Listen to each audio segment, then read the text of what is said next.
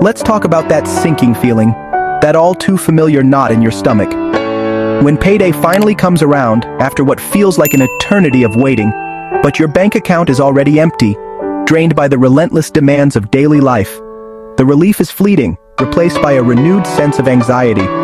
Across Mexico, families are caught in a cycle, a seemingly endless loop of financial strain, where expenses consistently outpace income, leaving little to no room for savings or unexpected costs.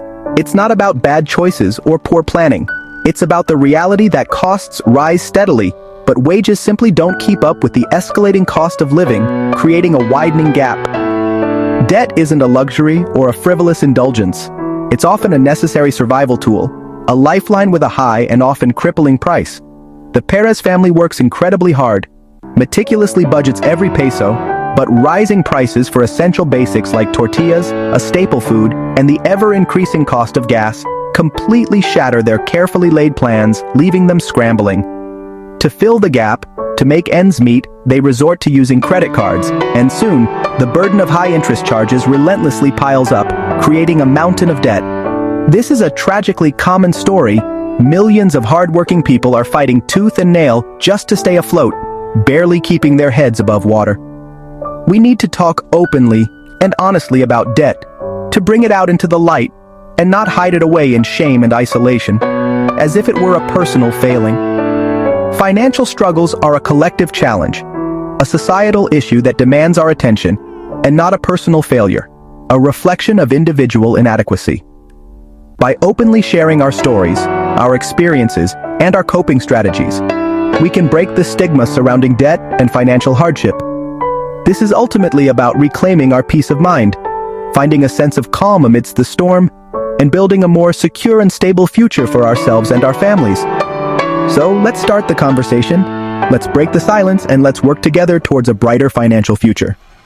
So, when we talk about debt in Mexico, what are we really facing?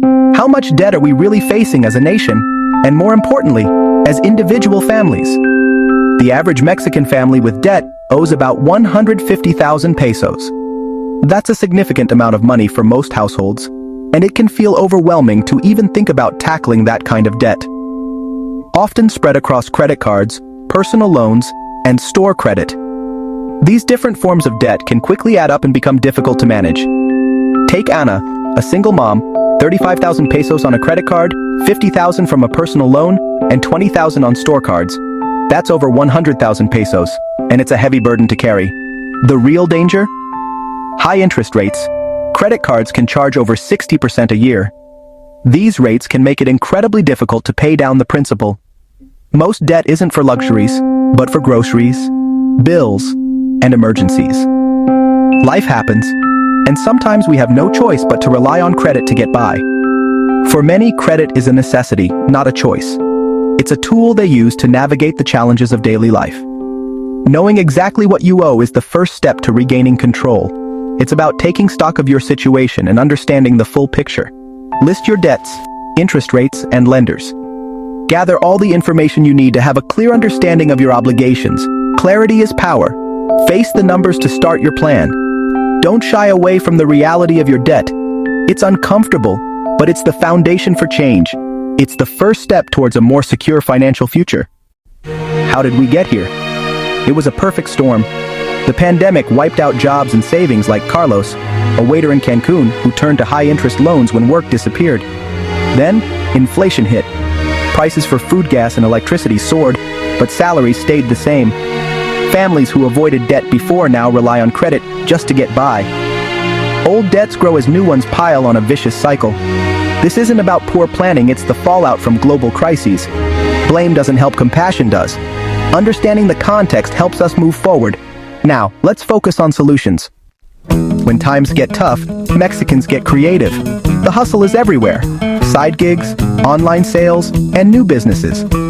Laura and Javier from Guadalajara started selling homemade salsas when factory hours were cut, earning enough to cover their credit card payments. Delivery apps, online classes, and digital marketplaces offer new ways to earn.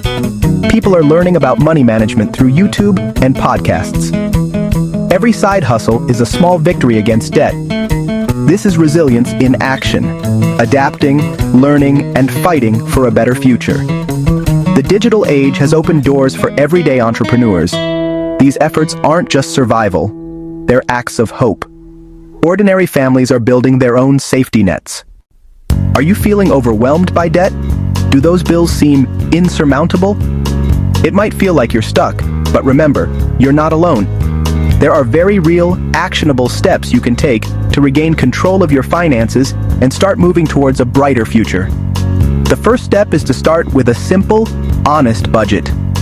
Take a close look at your financial situation and list all sources of income, no matter how big or small, and then carefully document all of your expenses.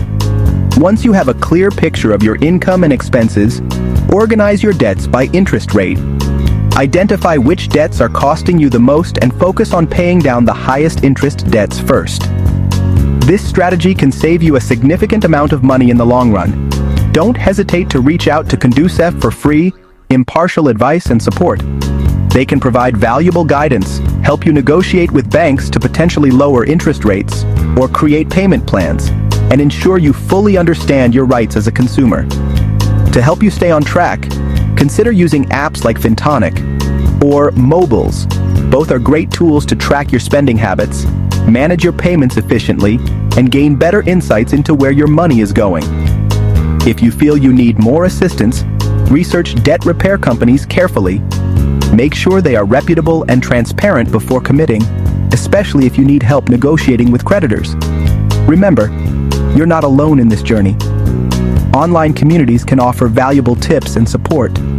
Connect with people who are in the same situation, share your experiences, and learn from theirs. Take inspiration from success stories like Marco from Monterrey, who consolidated his debts. With consistent discipline and a well-thought-out plan, he successfully became debt-free in just 2 years.